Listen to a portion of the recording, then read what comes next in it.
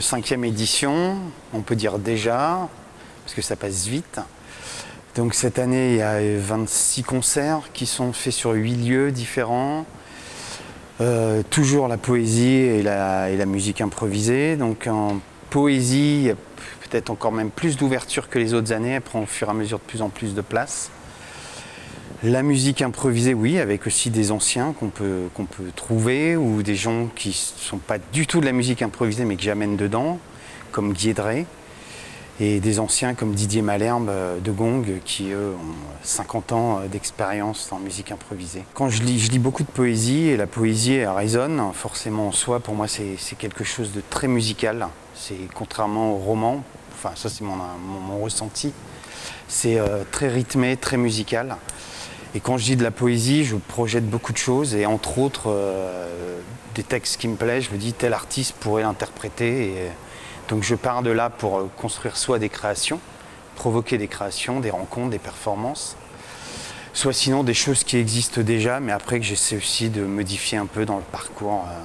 Des artistes locaux, des artistes nationaux, même internationaux, qui viennent et qui pratiquent facilement ce jeu-là, et il y en a qui sont habitués. D'autres un peu moins, mais souvent qui sont portés par d'autres musiciens qui sont habitués.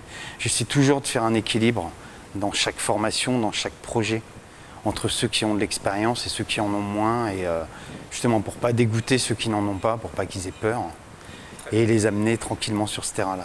Les lieux changent chaque année, sauf la scène nationale, qui est un peu la scène mère, si je peux dire. Et les lieux changent suivant le projet que je vais projeter, que je vais construire avec les musiciens, ou suivant le projet qu'on me propose. Donc, moi, il y a des projets qui sonnent moins bien, et cette année, j'ai pas eu de projets qui ont sonné pour le Musée des Beaux-Arts, qui n'ont pas non plus résonné pour le Centre Charles Péguy, par contre, qui ont résonné pour les médiathèques. Je trouvais que ça collait vraiment pour les spectacles pour enfants, ou pour la ruche.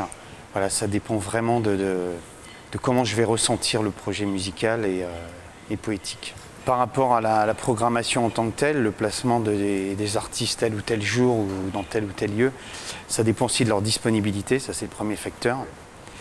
Et après j'essaie de faire un équilibre entre ce qui va être plus instrumental, ce qui va être plus avec du texte.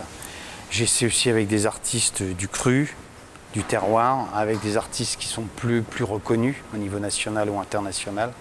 Donc voilà, c'est vraiment une alchimie de poser un peu tout ça, et puis après il y a les sensibilités. J'essaie de trouver quelque chose qui pourrait vraiment être dans une continuité, dans quelque chose de logique. Alors des fois ça peut être un instrument, des fois c'est plus du texte. Par exemple la soirée où il y a Guy Drey avec Hugues Vincent au violoncelle, la première partie c'est 2 danseuses avec Richard Comte à la guitare électrique, mais elles dansent avec un violoncelle aussi, quoi. Donc voilà, j'essaie de faire des liens.